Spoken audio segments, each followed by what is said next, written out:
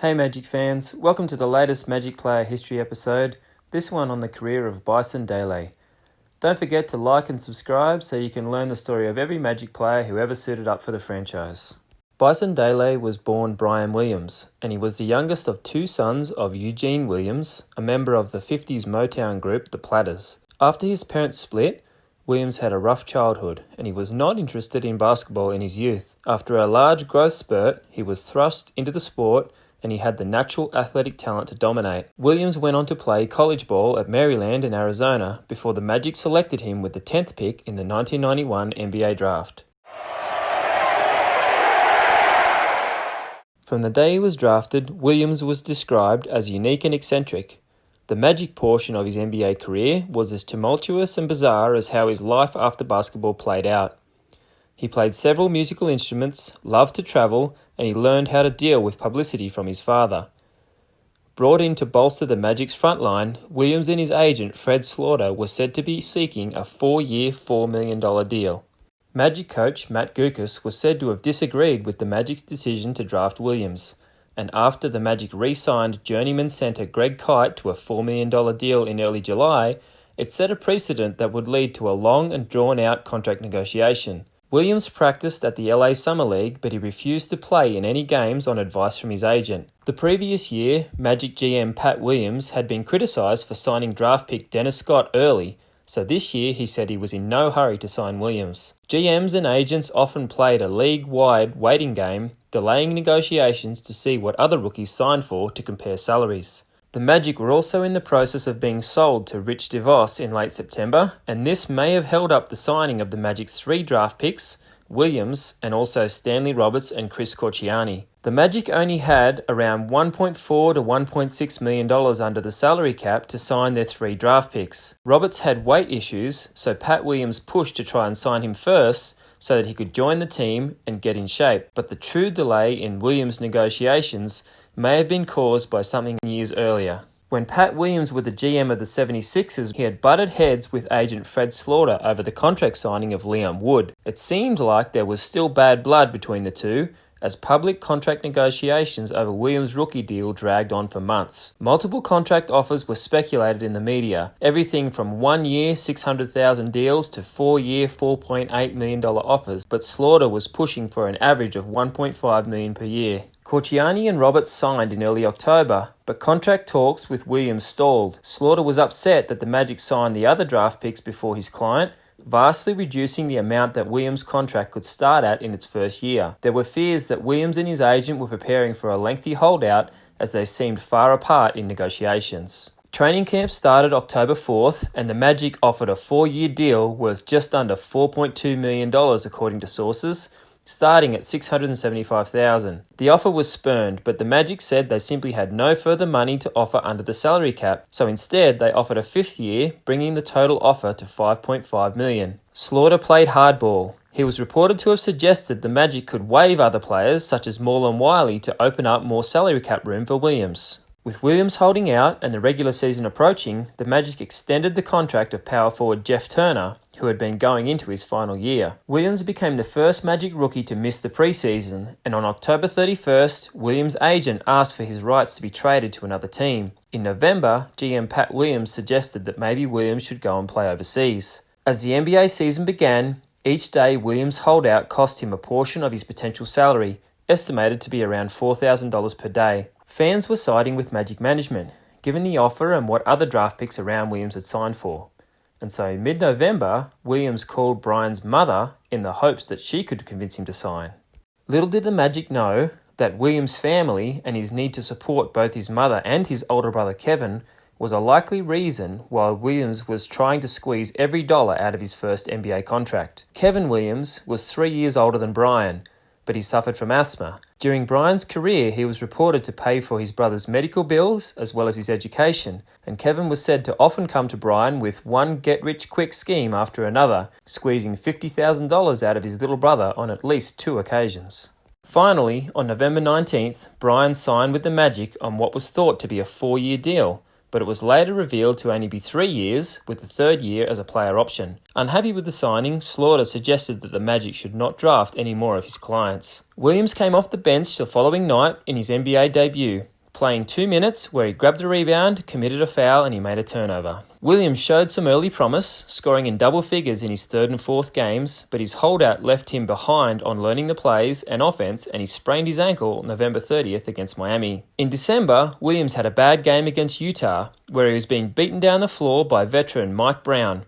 Coach Matt Guokas was unhappy and Williams' minutes were cut. Just as Williams began to earn his minutes back around Christmas, he broke a bone in his hand in a loss to Detroit, requiring 3 small screws, and Williams was out for over a month. After being criticised for his lack of effort in rebounding, Williams grabbed 17 boards in 18 minutes in a mid-February game, and this began to earn back his minutes in the Magic rotation. But after a double-double and 3 straight double-figure scoring games, Williams sprained his ankle again and he headed back to the injured list. Upon his return, Williams put up the best month of his Magic career, averaging 13.5 points and 7.2 rebounds in March while shooting over 58% from the floor. The Orlando Sentinel named him their Player of the Week, and he was described as a draft steal by the end of March. Williams' strong finish to the season saw him earn 5 votes by the media in the NBA All-Rookie Team poll. Williams earned a $25,000 NBA bonus, and he decided to spend $15,000 of it on a new Harley for his estranged father, an idea that came to him while riding with a friend on push bikes on a spur-of-the-moment adventure they undertook with no camping gear, riding over 600 miles from Salt Lake City to Phoenix. His father, shocked, told Brian to just give him the cash next time, and Williams was crushed.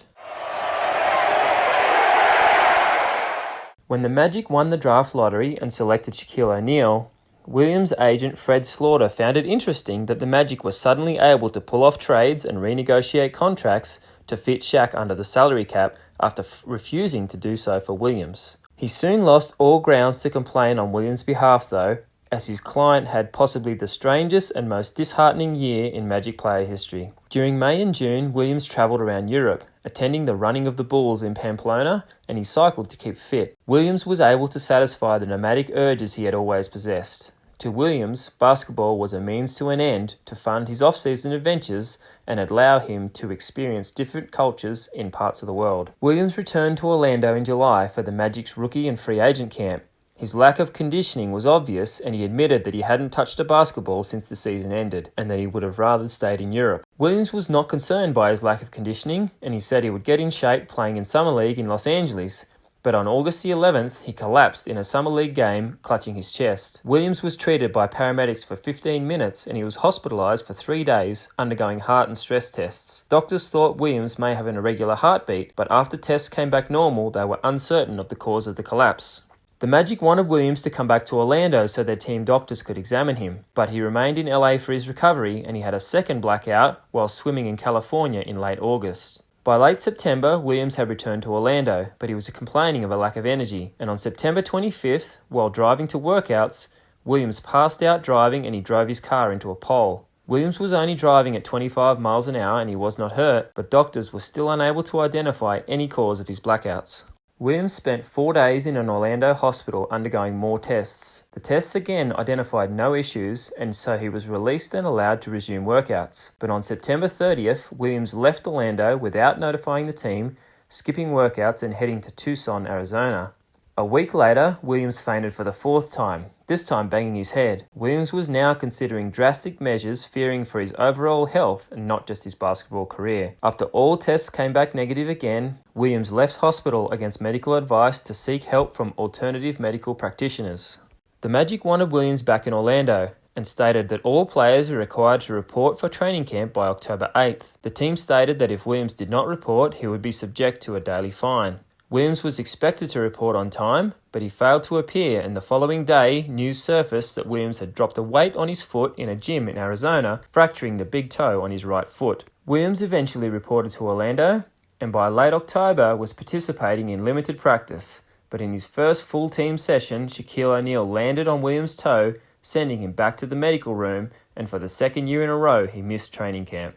After his toe recovered, Williams was slow getting back into playing shape, and when the season began on November 6th, he played just 2 minutes against Miami, turning the ball over twice. Doctors had continued to study Williams the entire time and had concerns that he may be anemic. A vegetarian, Williams tried to start eating red meat to help his medical issues, but after his lethargic early season play continued, people began to question Williams' desire to play.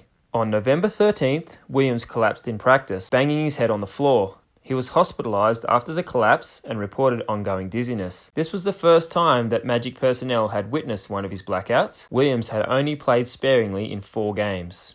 Williams revealed that back in October he had attempted to commit suicide by overdosing on sleeping pills. The pills weren't strong enough to cause death, but Williams said that he had been really drugged up for the next day or 2. Williams was diagnosed with clinical depression and put on the injured list. Lorenzo Williams was signed to try and fill his role. Many suspected Williams' continual medical issues, bad luck, and bizarre stories could be exaggerated or cries for attention. Publicly, at least, the Magic continued to say they would give him the benefit of the doubt. In early December, the Magic applied for an injury exception to try and sign another player to replace Williams, but Tom Talbot and Jeff Turner had been doing a better job than expected plugging the hole at power forward, and the Magic were in the playoff race. By late January, Williams had made a positive turn, stating that he had rediscovered the pleasure of playing basketball again, and he participated in a team shoot-around. He soon afterward participated in his first practice since November, but it took time to earn the trust of coaching staff who had privately written him off for the season. On February 14th, Williams made his return, playing just 1 minute against the Knicks, but he stated he was excited to be back. Williams got spot minutes during February until he began a good stretch of play in early March, with his game improving as his minutes increased. Coach Matt Gukas, though, was frustrated by Williams' inability or willingness to learn the offense, as well as his cavalier attitude. He was also upset at the 6'11" Williams' lack of rebounding, stating that if he's not going to do that, we're going to go in a different direction. After the criticism, Williams missed time with back spasms and was involved in a heated disagreement with teammates. Williams returned for the final 2 games of his Magic career, and he seemed to get the message regarding rebounding, as he grabbed 15 of his 56 rebounds that season in those 2 games. In the second game, however, Williams' terrible injury luck continued, as he broke a bone in his right hand and was lost for the remainder of the season. Magic fans were over Williams' stories and injuries, and after missing the playoffs and winning the NBA draft lottery, they wanted the team to draft Chris Webber and trade Williams away. Golden State wanted Webber, and a possible deal was discussed with the Magic getting Tyronn Hill and the number 3 pick for Brian Williams and the number 1. That trade didn't happen, but it got the teams talking, which led to the draft night trade of Chris Webber for Anthony Hardaway. The team continued to publicly back Williams. When they were criticised for trading Webber, the Magic stated they already had a young talented power forward in Brian Williams. It was revealed that Coach Gukas hadn't wanted Williams back in February after he was over his depression, and Gukas was replaced as coach on the night of the draft. Williams played in the Southern Rookie Review Summer League, and he hoped to earn respect after his disastrous season. He showed flashes during the July scrimmages, but he was inconsistent. He tried to force shots through double teams, committed unnecessary fouls, and he skipped some workouts with knee pain. In one game, Williams shot 7 for 8 for 15 points, but he committed 9 personal fouls. Without a contract extension, Williams would become a restricted free agent next summer, and with no ability to offer Anthony Hardaway a fair contract under the salary cap, on August 19th, the team finally pulled the trigger to end Williams' Magic career. Orlando traded him to Denver for Anthony Cook, Todd Lichty, and a second-round pick. The Magic admitted the move was done purely for salary cap flexibility to sign Hardaway, as they were able to slide Lichty's contract into an existing salary slot, Cook into a league minimum slot, and offer Penny a deal starting at Williams' $1.2 million salary slot. Williams had 2 inconsistent years in Denver before being traded to the LA Clippers, where he started 65 games and put up 15.8 points per game. After that breakout season, Williams was suffering from a knee injury, and he spurned offers in free agency, beginning a near season-long holdout hoping for more money while using the time to get his pilot's license. Contending teams scrambled to sign Williams for the playoff run, and eventually he signed for the minimum salary with the Chicago Bulls. After declining much more lucrative offers, Williams' thought was that if he played well enough and helped the Bulls to win the 1997 NBA title, the exposure could vault him into a bigger free agency deal the next year. Not only did the plan work, with Detroit signing Williams to a 7-year, $45 million contract, but around this time he met and began dating Serena Carlin, who he considered a kindred spirit. Williams' 1997-98 season with Detroit was the best of his career, finally reaching the potential the Magic saw in him when he was drafted, as he averaged 16.2 points and 8.9 rebounds per game. He asked for his playoff bonus to be split between ball boys, janitors, and trainers, but dating during an NBA career was difficult. Williams and Carlin decided to go their separate ways, but they stayed in touch. After his first season as a Piston, Williams changed his name to Bison Dele to honor his Native American and African ancestry. His second year with the Pistons was delayed by the NBA lockout, and after the layoff, Dele wasn't the same player,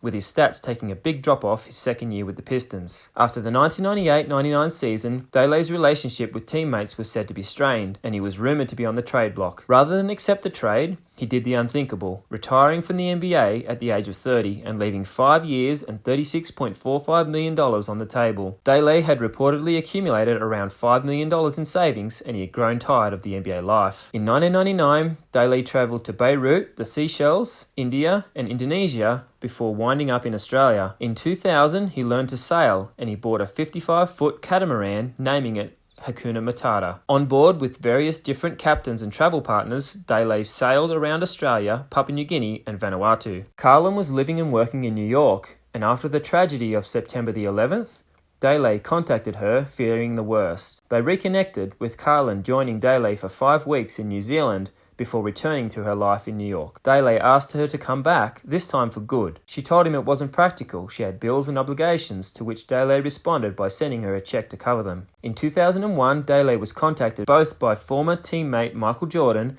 and coach Phil Jackson, who encouraged Dele to return to the NBA with the Wizards or the Lakers, respectively. Dele declined both offers. In early 2002, Carlin flew to New Zealand to join Dele and was said to be ecstatic. In May, Dele's brother also arrived in New Zealand. By this time, he had changed his name to Miles DeBoard, in honour of a relative on his mother's side and the brother's favourite musician, Miles Davis. DeBoard was said to be trying to reconcile with his brother, and he joined the group sailing around the Pacific. At times, the brothers would argue over petty things such as video games or sports, but nothing that ever got heated. On July the 6th, the Hakuna Matata departed from Tahiti on a journey to Hawaii with Dele, Carlin, DeBoard, and Captain Bertrand Saldo on board, but it never arrived at its destination. For months, the boat was thought to be lost at sea, until on September the 5th, Miles DeBoard was apprehended in Phoenix while trying to pose as his brother and purchase $152,000 in gold coins using Dele's checkbook. During questioning, DeBoard claimed he was buying the gold for his brother, who he stated was alive when he last saw him. As Dele was not there to dispute the claim, the FBI let DeBoard go. DeBoard fled to Mexico, and the Hakuna Matata was found in Tahiti,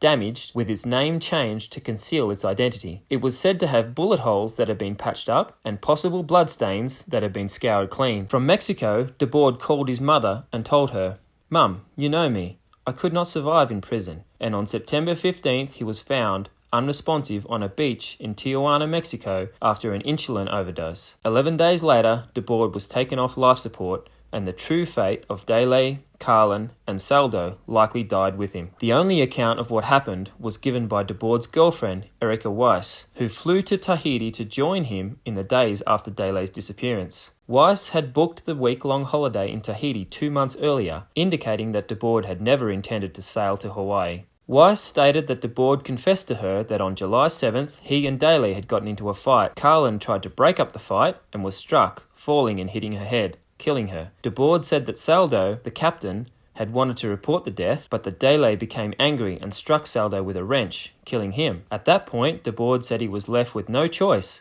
shooting Dele in self-defense. DeBoard, scared no one would believe his story, weighed the bodies down and dumped them overboard before fleeing. Authorities did not believe the account, saying there was not enough blood residue found on the boat to account for DeBoard's story. One FBI agent believed DeBoard had forced the trio overboard at gunpoint, but no evidence of their bodies was ever found. Could Dele, Carlin, and Saldo have somehow survived and hidden themselves away from the world on an island paradise somewhere, living off his savings? It seems highly unlikely, and instead the likely conclusion to this story is a very sad and a very dark one.